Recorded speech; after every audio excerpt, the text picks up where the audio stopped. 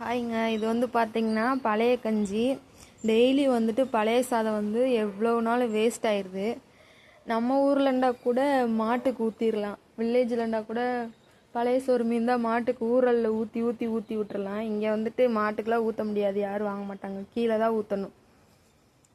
அதனால் இன்றைக்கி என்னென்னா வடகை எப்படி செய்கிறதுன்னு யூடியூப்பில் பார்த்து அரைச்சி காய வைக்க போகிறோம்.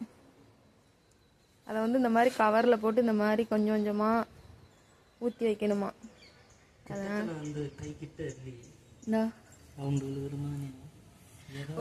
இது வந்து பார்த்தீங்கன்னா கவரில் நிறையா ஊற்றிட்டாங்க. அதனால வந்துட்டு இந்த பக்கம் பிதிக்கிட்டு இருக்காங்க, மேலே ஊடி வெளியில் வந்து கொட்டிடுச்சு. இதை திருப்பி நாங்கள் கவரில் போட்டு இந்த மாதிரி சுற்றணும். கொஞ்சம் கொஞ்சம் சின்ன சின்னதாகும்.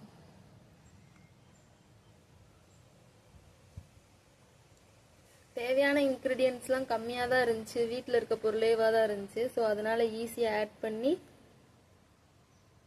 இந்த மாதிரி நாங்களும் வடகம் காய வச்சுருக்கோம்.